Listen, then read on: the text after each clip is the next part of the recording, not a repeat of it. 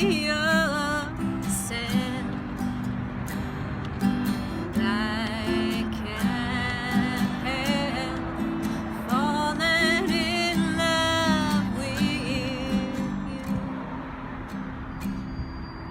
Okay. I want to talk to the fact of how, like, sort of legendary it's become.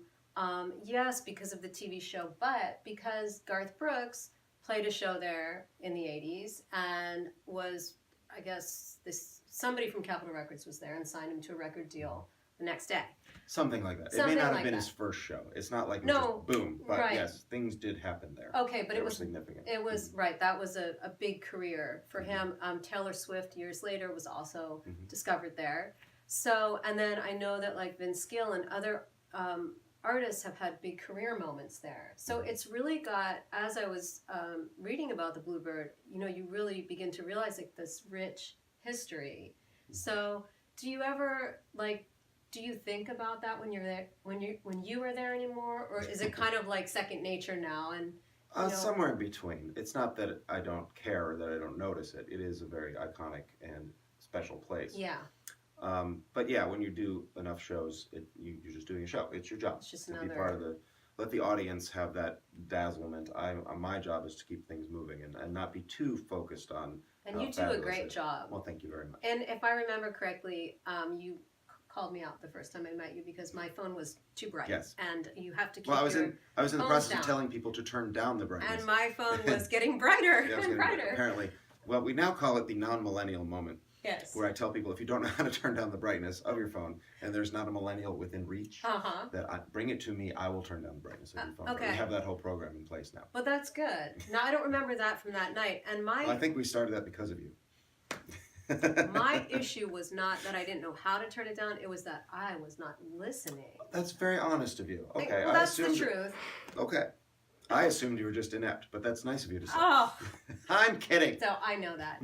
So, okay, and finally I want to ask you... Wait, go back to that part, because I wasn't quite done answering the question. Yes. Because you're talking about Garth Brooks and special moments. Tell us. One of my favorite stories, because I've heard this many times on stage. Do you know who Tony Arata is? Yes. He's a very successful songwriter. His first big hit was The Dance, which Garth cut. The story behind that is that Tony tells all the time when he performs. Tony and Garth arrived in Nashville about the same time. One of them was working at UPS. One of them was working at the Boot Barn. They just had these day jobs that were nothing, and they're both trying to get something happening in a time when country music was huge, and Don Schlitz and the Gambler and everything was all fairly new and very big. And they're both thinking, how are we supposed to break through? And they were in a round together, Garth and Tony. And Garth listened to Tony sing his song, which he had just written recently anyway, The Dance. Right. And Garth said to Tony and to the audience who was there, and he said the audience was pretty much the servers and one guy. Right. Yeah. He said, if I ever get a record deal, I'm cutting that song. And then it was 2 years later, 3 years later, something like that, that he actually made good on that. And they still talk about it when the two of them performed together. I just like, and Tony's big thing about that is not only the wonderful thing is that have a great big huge superstar cut your song, but that Garth is a songwriter. Yeah. And recognize that another songwriter's song was something he wanted to do. That just makes it very meaningful for Tony. I love that. And I like that too. That really, to me, that's what the BlueBird is all about. Yeah. It's songwriters. It's good to see someone who can really sing or someone who's famous, but for me, it's where the songs come from. Yeah. You have to hear a million songs before you get one to go, oh, okay. Agreed. Yeah. Agreed.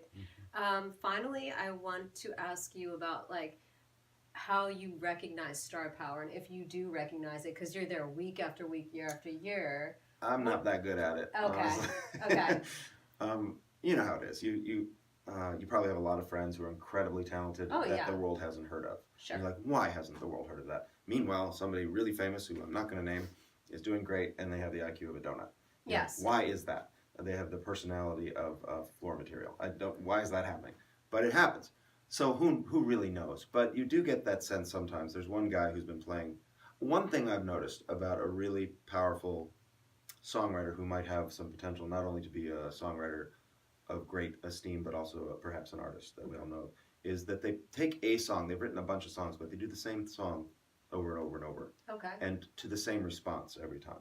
They notice this one is really getting a crowd, and it's a different crowd every time, to have the same response. I'm going to stick with that one until somebody notices what I'm doing. Rather than, not that there's anything wrong with playing lots of different songs, Yeah. but if you feel that one is powerful, fight the urge to be sick of it and stick with it. And I find this with comedians also, and I know this isn't about comedians, but comedians in open mics and other places often feel a need, okay, I did that joke twice, it's good, or it's not, I need to do other stuff because I'm sick of it. Right. But no, keep working it and develop something that is tangible, that if someone comes to see you, it's a solid thing that you can count on. I love that. And I see that in songwriters and potential artists as well. Right. When you can really count on them to be consistent and get the same reaction from the crowd that they want almost every time. Right. That's great. That's great advice. So I think it was. So all you songwriters out there and comedians and artists, hear and this. blog writers. Yes, and blog writers and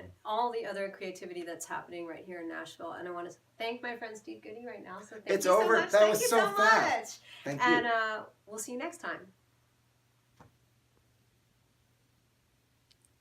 Get any of that?